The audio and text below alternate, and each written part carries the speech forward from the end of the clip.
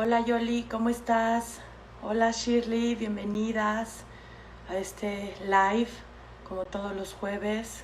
Buenos días Sergio, a toda la gente que se empieza a conectar, los saludamos en esta mañana. Vamos a tener un invitado muy interesante, es David Smith, director de la galería Smith Davidson Gallery, así que vamos a platicar con él en inglés. Nos van a contar en dónde se encuentra. ¿Cómo estás, Becky? Buenos días. Vayan preparando sus preguntas si quieren saber algo en específico. Bienvenidos a todos. Good morning. Let's wait for David to join us. I know this is the first time he's gonna do a live, so let's see how it goes. What you want to know, what do you want to ask, you can share your thoughts, your comments, your questions. Prepare them already.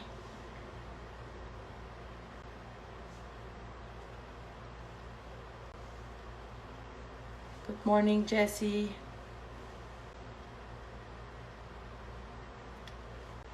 So we are waiting. We just went into the live and David is gonna come very soon.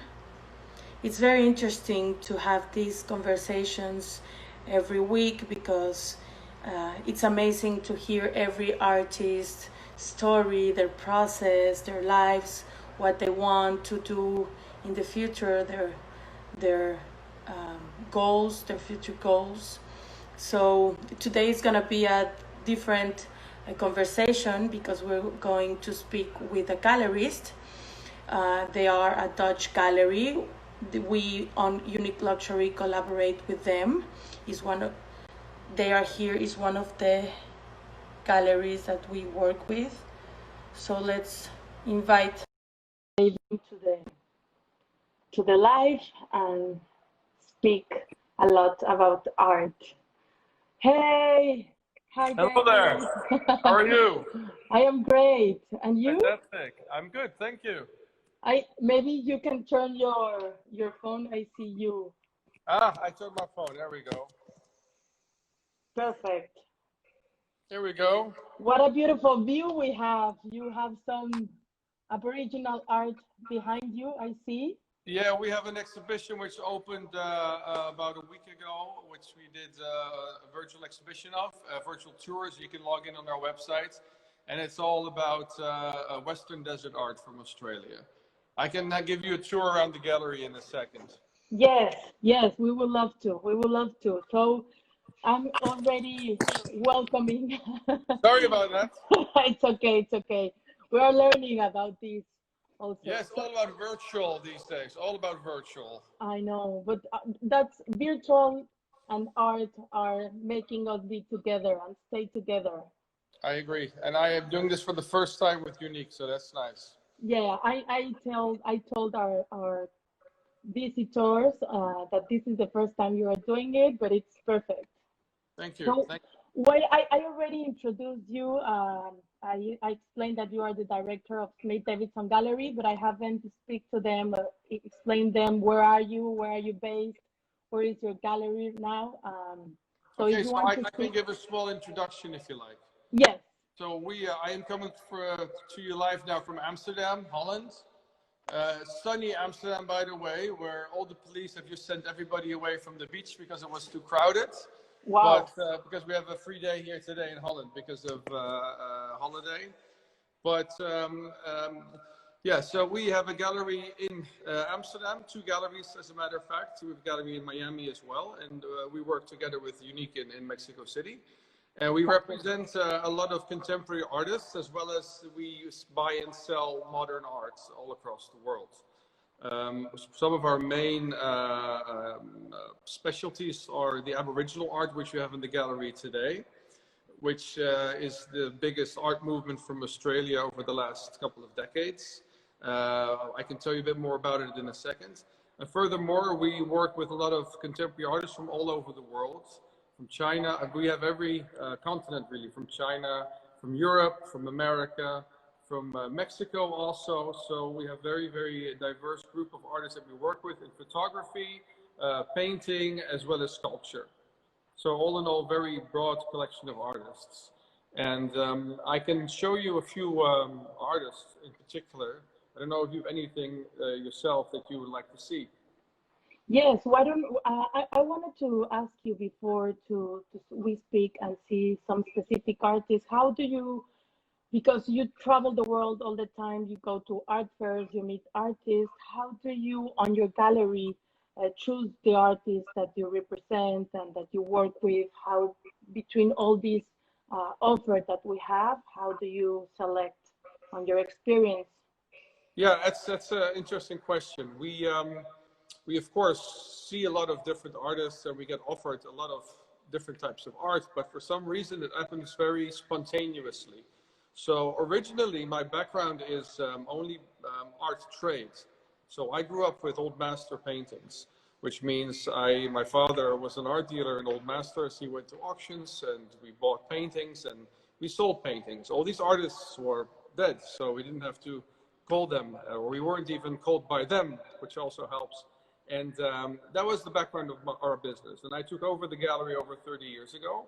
And the first 15 years of my business career, I only worked the same way. So I bought and I sold art, mostly from auctions, but also a lot of private collections. And then 15 years ago, we started to get more interested in the contemporary art. And the reason for this was the Aboriginal art, of which we have an exhibition right now. I was traveling through Australia with my girlfriend at the time, and we fell in love with this artworks. And we started collecting it. And when we came back to Holland, we thought this is an art movement that people have to see, something that has never been, international so much. So we started exhibiting that in 2006. And from there on, our contemporary arts started. And the first artists after the start with the Aboriginal art, I got introduced to a Chinese artist called Zhuang Hongyi, who we love this work. Yes, we love him. We didn't know, but we were in Amsterdam and we thought he was a Chinese artist from China, but he lived around the corner and his studio was in Amsterdam. So at the time we went and met with him here in Amsterdam. And to make a long story short, he wanted to grow because he was only a local or national artist. He was from China, but had been studying in Holland for over 10 years. He was well known in Holland and Amsterdam, and he was selling well, but he did nothing overseas. At the time already, we were doing many, many international shows. We were in Miami, in New York, in Chicago, in Europe, in many international shows, and he wanted to grow internationally. So we started working with him. And the first show we did with him was in 2008 in Miami, and he really took off. So we've been doing his work all around the world ever since. And that was really the first contemporary artist we got on contract, or somebody started working with after we started with the Aboriginal art. And for the people that are watching, I have some example here to give you an idea of what it is. So this is a work by Zhuang Hongyi. It's one of my favorites. I love he it. works with rice paper. So what you are looking at really are folded pieces of rice paper. And if you look at it from a different angle, the color changes. Now it's green. From the front, it's like this. And from the other angle, pink. It's like this. And this is just a small artwork from him. And you can imagine if this is 4 meters or 2 meters long, the effect is amazing. Yes, as the one that we have here in Mexico, right? You have a large work at in Mexico City. Yes, which is similar in color to this one, and the effect is beautiful. So this is an artist that we do a lot of work with all over the world. And, we do the art shows we do like in Zona Maco in Mexico City. We usually also have quite a few of his works. And but because he's a contemporary artist, the nice thing about contemporary art often is that because these artists are live and they have their studios, so we often take our clients to visit with the artists. And I would say more than half of the artworks we sell of Zhuang are commission works, which are especially made for the clients. And this is a great, you know, it's a great experience to go through as a client as well, because you really get to interact with the artists. Exactly. Of course, depending on the artist, there's more, you know, the artist is free to do what he wants, but at least he gets to meet the client, and he makes something especially for you, which is great. Exactly. So that's one of the artists we work with. And maybe you have some other questions. Yes, yes. We have another artist that we have paintings here in Mexico, Gavin Rain. A lot of people likes him and tries to understand his technique with the dots and the circles representing different faces. But Yeah, it's a perception. Yeah, Gavin is again a completely different artist from Zhuang, and that's the one thing as a gallery we always also are looking for. We're looking for artists that do something that is, number one, it's special. Number two, the technique and the finishing is perfect, and you know, it's something that really is recognizable for it's something unique, you know, something that people see and they will recognize it everywhere they go. And the same was for Gavin. We saw him for the first time when we were in Venice, as a matter of fact, for the Biennale. And Zhuang, the artist that I just showed you the piece of work from, he had a big event there because there was a China pavilion and he had some artworks in Venice, and we had to be there for the exhibition. And while walking to the gala opening, there was this gallery that had an opening of Gavin Rain's work. Of course, we were running late for the opening as it was, and I didn't want to go in, but my girlfriend, she wanted to go in, so she pulled me inside, and I had to go in. And we saw the art for the first time, and we loved it, but we didn't have time to really talk with anybody. So we moved on, we got a business card.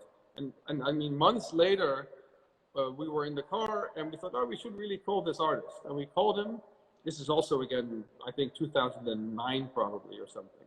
And, you know, we got to meet him, and we got to talk with him, and with his managers, and we started working with him. And the technique that he uses, I have an example here. Give me 1 second. Thank you. I love how technology helps us. Modern technology. Modern technology, but never stop us. I see Marilyn, right? Marilyn Rain. This is a portrait of Marilyn Monroe. But if you look up close, they're all dots, all different colors. So if you're up close with this artwork, you see an abstract artwork. You don't really see anything. It's only when you take a distance and when the colors start to blend that an image shows. Of course, on the phones, like we're doing it now, and on screens, you see the image very quickly. But if you're literally standing in front of it in the gallery, you'd see something like this. And only when you take a distance does the face come to life. Amazing. There is a reason for what he does, which I will explain. So, with he's from South Africa, right, Gavin? Yeah, he's from Cape Town, and I was just on the phone with him yesterday, and he's a really nice guy, and they are really shut down in South Africa. They've been in their apartments for weeks on end. You know, here in Amsterdam, we have an intelligent lockdown, so there are people on the streets. Shops are pretty much open. You can go anywhere as long as you're keeping distance. So it's pretty relaxed here compared to everybody else in the world, except Sweden. So it's quite nice. In South Africa, Gavin said he was just locked in his apartment. He couldn't even go to his studio. And Gavin was when he started painting, he was interested to find out how he was a neuroscientist, and he was interested how images that you see gets translated from your eyes into your brain. So how does because what you see is only translated by your brain. So how come when you see these dots, you create the image yourself within your brain? So, and he was, fiddling with that for many, many years. And in the end, he ended up with this technique, which every dot is divided into 5 different colors. And only when these colors blend, the image really gets shown to you. And it was a very interesting technique. And you see a lot of other artists now already also using this technique in different ways and styles. But with the colors in every dot, like 5 different colors, that's completely unique to Gavin.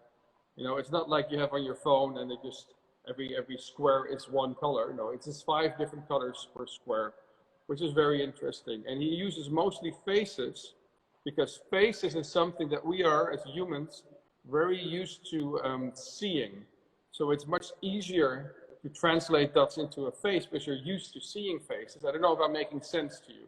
Because if it will be something very alien, it will be much harder to see because your brain is accustomed to seeing faces the whole time. Yes, and so also we can commission that artist, right? Because we can have any face that we want in that painting, in that artwork. Well, yes. I mean, with him, we get less commissions than we get with, for instance, with Zhuang. But we have had, some commissions done. We even had people do their loved ones. You know, we've had parents that had a few paintings made from their kids, and also a wife or a husband who made a beautiful piece for his wife. So yes, it's all possible. Just being creative for a nice gift. Yeah, well, you know, these are great things, you know. For me, with one of our other artists recently, which is Paul Russo, who makes three-dimensional works, the flat depth pieces. For the people listening, Paul Russo is another artist we represent who is from Charlotte, North Carolina. And he makes, he makes like every printed material that exists, like newspapers or money, anything printed, he will create objects of. So especially these printed things that are really becoming extinct, because newspapers, my children and my grandchildren, which I don't have yet, believe me, but my grandchildren will not know what a newspaper is because everything will be flat on the screen. So Paul Russo is making artworks of these newspapers for future generations to know what was being used in the past.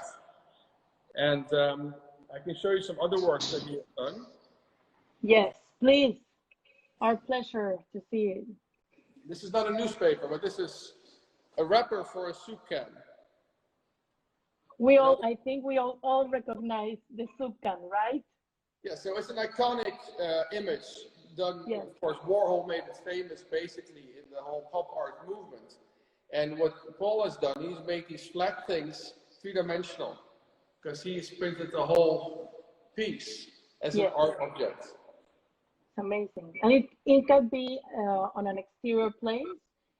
Yes, it can be out. It has been placed outside. Most people use these artworks and hang them inside. But we have some clients, one even in Mexico, who has a large artwork from Paul Russo on his terrace outside under an awning. Looks fantastic. So now that you are speaking about this collector in Mexico and your experience of how you started the gallery, what can you recommend to people that want to start a collection, an art collection, start buying? For many people, they don't know where to start, how to begin. They think they don't know nothing about art. So what can you tell them? I would first off say, just number one, don't be afraid, you know, because many people always say, oh, I know nothing about art, and they feel overpowered by galleries. And I have to say many galleries have a kind of an arrogant way of talking about art. But for me, that's very presumptuous, you know. I think, number one, your own taste, believe what you like, you know, because there's so much different art. You know, there's not one good thing, and there's not one thing you should like or one thing you shouldn't like. Everybody has a different taste, you know. One person likes this and one person. So first find out what your own taste is, what you like. Go to art shows, look around. Don't let anybody else tell you what you're supposed to like. Follow your own heart. That's my number one rule for anything in life. You know, it doesn't always have to be art. It can be anything else. It can be food, it can be music. But listen to your own heart, your own soul, what you like. And then from then on, when you really start being interested in buying something, then you have to also look at prices. You know, up to certain prices. I always tell my clients, I'm very honest, you know, I say it's up to $10,000, for instance, in America, you know, if you like it, buy it. If you don't like it, don't buy it. But, you know, you don't have to be afraid about the investment value, because anybody that tells you it's a great investment for the lower prices, they really cannot be sure. Because as long as the artists do not have a track record, or they're not internationally sold, or they're not in auctions, that is not important. So up to a certain price, follow your heart. If you like it, buy it. Because if you buy a couch for your interior for those prices, it also doesn't make a difference with the prices. So, but if you are looking at pieces of art for higher prices, So if you're looking to really start an art collection or an investment portfolio, that's when you really should, number one, get good advice. There are many art advisors who know what they're looking at and what the values are. So if you don't know yourself, look around you. There are good gallerists that can advise you as well. You know, besides showing art and selling art in my own gallery, I also help people to do this. So I don't just sell my own things. If people come to me, clients, and they say, David, we are looking to find a modern piece by Piet Mondriaan, for instance, or, you know, I will look with them. I will do the research. You can compare prices. You can see what the market is doing, like anything else, and you can very thoroughly research what you will be buying. So I would, number one, always follow your own taste. And then if you're really starting to invest higher values of money in art, see if you can find somebody who you trust, who has more information and really can do some serious research into these pieces. Interesting. It's an interesting world. Yeah, and you have because to always have someone to trust. with the contemporary art, there's so much contemporary art. You know, in New York, all these galleries, there are tons of galleries. They all need to have 5 major exhibitions of 5 new artists every year. You know, it's much more than it used to be 20 years ago. So, and not everything is going to stay, are going to stay important artists. If you look from 20 years ago, how many artists are still known from that era? It's only going to be a handful of artists in the end that are really going to break through and become a household name. So I don't think that should be the reason for you to buy art. I think the reason for you to buy art should be that you love to live with the art. And regardless of the value, you know, it should be something you really love to live with. Thank you. Thank you, David. Can you share us some experiences that you have been into these traveling, into these art fairs, into this work that you love to do? Well, the traveling is pretty much over now, so I can't go anywhere except here. But you mean more with regards to the art shows that we do? Yes. Well, you know, we do about 7-8 art shows every year. One in Mexico City, Zonamaco. We do Expo Chicago. We do Art New York, Art Miami. We did the Pan Amsterdam here. We used to do the TEFAF show in Maastricht here. And there's many shows in different continents that we do. We do have different collections of art that we show at these shows. So, for instance, at the really contemporary shows like Art Miami, we show mostly artworks from this artist I just showed you, from Zhuang Hongyi, Gavin Rain. We also show photography.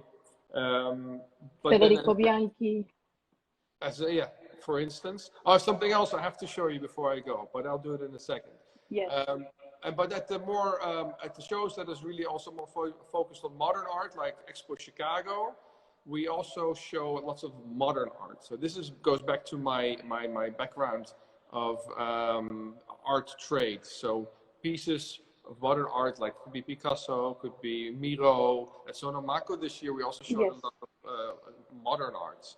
So that was really established artists, Fontana, Miro, Degas, these type of art. Calder, exactly. So it's very diverse. And traveling wise, you know, I don't travel to find art, you know, because the art usually finds us. If it's a new artist, we got bombarded by artists often who of course want to exhibit at galleries. But usually we find the artists by almost, I'm going to say by accident, by chance. Yeah, via somebody tells us about this artist, we go see it, or somebody else introduces us. That's usually how it happens. Last couple of years, we got 2 new artists in our gallery. One is Willem van Wegel. I don't know if you saw his work. He does the moving, the art, which is kinetic art. It's really amazing. And he's going to have a major solo exhibition in St. Petersburg, in the biggest private museum in Russia next year. And another artist we started working with over the last year is Ronal Westerhaus, a Dutch sculptor who makes very large, small up to very, very large pieces of metal art. And Is that, sorry to interrupt you, is that the artist that had the heart on the exhibition that we made on Miami with Unique Luxury? We had a sculpture of a heart at the entrance of the bungalow. I don't remember. I don't know if that's the artist that you are. that's a different artist again. That's a Okay. different artist again. No, the one I was talking about is Ronal Westerhaus. Let me see. I have a book here of his work. If actually I can show you something. It's more like huge sculptures, like things like that, like metal work, very Yes. abstract, and you know they can be from tabletop pieces to 20 feet high. He's a very he had a big exhibition at a major museum here last year in Holland called the Fundatie, and that's pretty much where we saw him for the first time. Oh, before I forget, Perla, I wanted to show you something, because we are now in this very special period in the world with the COVID-19 crisis and everybody being shut down. We also felt we had to do different things in the gallery. We did the interactive exhibitions, we did interactive catalogs, and one of our artists just recently made a special artwork. Let me just show you. Yes. So people, share your questions, put them here. You can write them so David or I can reply to you. So this is a photo that Marie-Cécile Thijs, one of our photographers that we work with. She's one of the best known Dutch photographers, art photographers. Her work is also in the Rijksmuseum and some other major collections. She, with the whole background of the COVID-19 and the social distancing, she made this very romantic piece, which is very... Wow, yes, it is. With safe distance, right? It says a lot about where we're in right now. Yes. And this is a special edition, which if anybody's interested, by the way, this is the first time we've done this. It's an edition of 250, and her works usually are much smaller editions. So only for this period we've done this, so that many more people will be able to buy some of our art. And we sell these for 975 euros a piece, framed. Framed, already set up. Yeah, it's really everywhere beautiful in the world. Yeah, no, it's beautiful. It's really beautiful. Yeah. So I had to show you this. If you want, I can walk you quickly around the gallery, but I don't know. Yes, we would love to. Okay, then I have to do this by hand. So let me take this with you. So, okay, so in the gallery, we are having an exhibition with Aboriginal Arts. On this wall, we have some paintings by Emily Kame Kingwari, and she is one of the best known Aboriginal artists that ever lived. She passed away a number of years ago. And the biggest exhibition ever held outside Australia of any artist was her exhibition in Tokyo many years ago. And she was an old lady when she started painting, but her works are extremely abstract at the same time. But she never had any schooling, Western schooling. So the fact that she made these completely abstract pieces just completely by herself is extremely unique. To give you some idea, on the other wall here,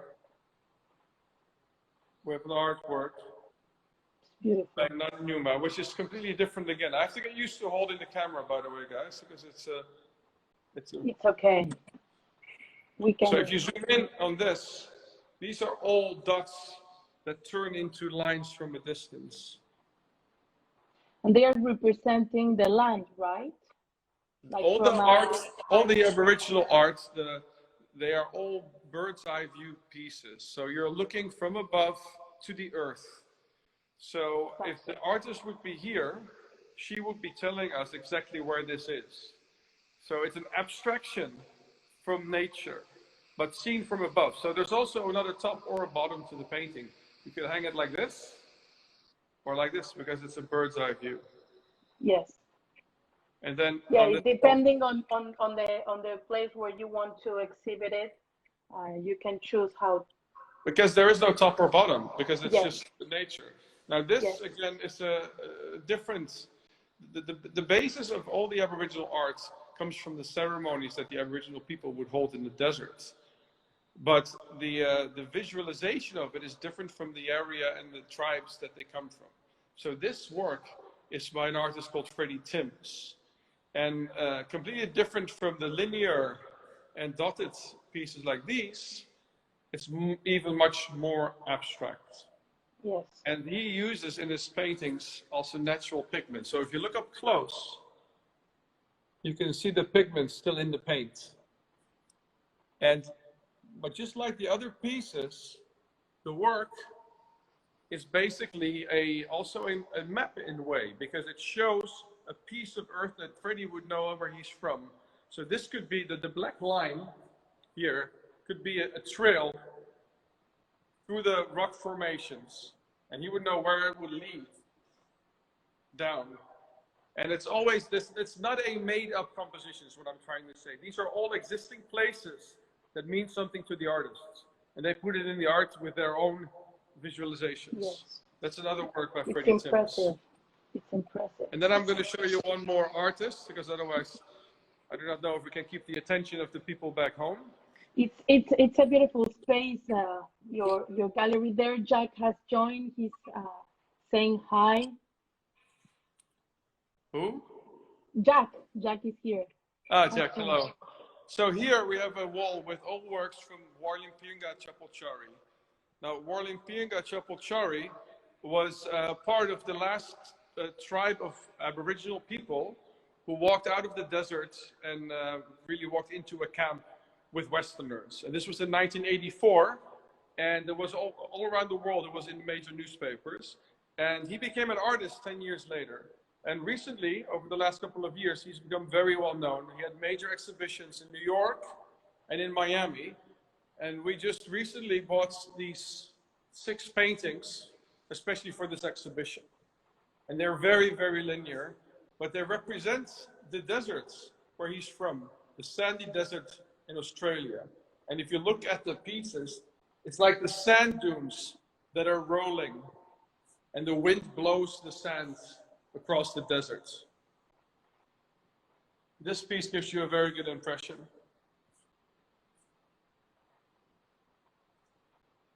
Yes.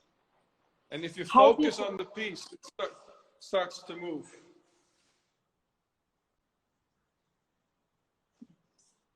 So this is just a small impression of the works that we have in this exhibition.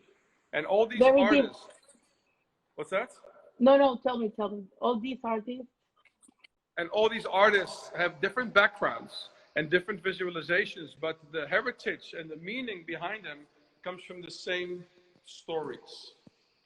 So this artist is a lady artist called Nata Nungarai. And again, this is completely different visuals, but all based on the same story. And the story comes from the Aborigines' sacred ceremonies,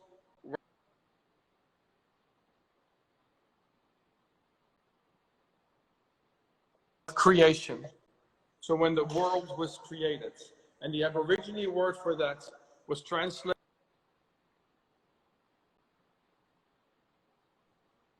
And that's really the history of Aboriginal art in a nutshell.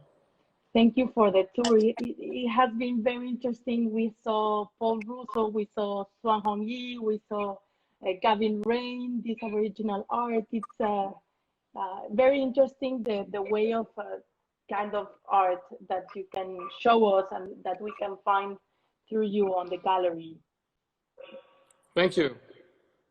It was my pleasure, Perla. I mean, there's many things we can talk about, and I wish I could have an hour for each artist, but yes. I know we have to be very quick about it. Maybe we can invite for the next live talks, Gavin Rain to speak to him, Swan, Paul Russo, other artists that we collaborate with. I'm sure they'd love to do it. I'll definitely call the artists, and maybe next week one of them could be on your stream. Thank you. And just to before to say goodbye, I would love to share with the people that are listening to us why a gallery, why you as a gallerist and Smith with the Smith Davidson Gallery are collaborating with Unique Luxury, your experience. So for us, it's very important to collaborate with galleries and artists as you and the ones that you represent. So for officers, of course, it's very important as we are traveling and I go to different places to meet with the people that are there, and also to find new ways and avenues to connect with people. Now, for me, when I went to Mexico City for the first time, I mean, it's not a small place, it's a huge place. So to find, when I first met with Jack of Unique Luxury, and he proposed with me this idea of having a permanent exhibition space where he would be showing art, that was a great idea for me, because for me, when I visit the art shows, the biggest problem for me, if I don't have a gallery in that city, I only have 2 weeks to show my art, and I meet with a lot of very interested people that also want to see more of the art. But when I leave 2 days later after the show, you know, I lose contact or they can't see the art anymore. So for me to be able to keep art in those spaces that we also exhibit, and then work together with somebody who knows the local field, basically, knows the local people, is a great opportunity. So it's, I think, for both parties, it's a great thing that we can show art in a beautiful space, basically, and clients that want to see our art outside of the period of the art shows that we are there have the opportunity to see it year round. yes, yes. So for the people that are watching us, it's important to let them know that we have art from your gallery available with us in Mexico City. Other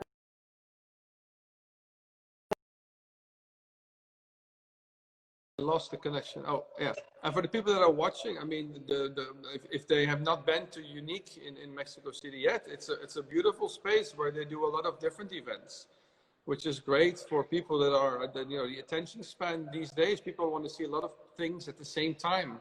And Unique Luxury gives the opportunity to their clients to see all these different types of products at the same time, which is great. Because it's not just art, there's other things that also have interest of people. So I think it's a great space and a great opportunity. Thank you, David.